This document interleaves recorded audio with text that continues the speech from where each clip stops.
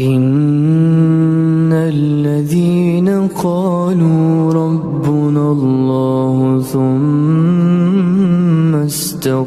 استقاموا تتنزل عليهم الملائكة ألا تخافوا ولا تحزنوا تتنزل عليهم الملائكة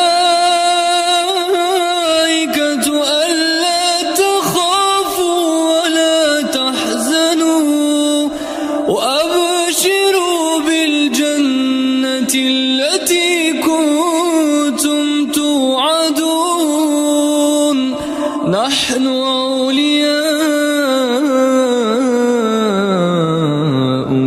في الحياة الدنيا وفي الآخرة ولكم فيها ما تشتهي أنفسكم ولكم فيها ما تدعون.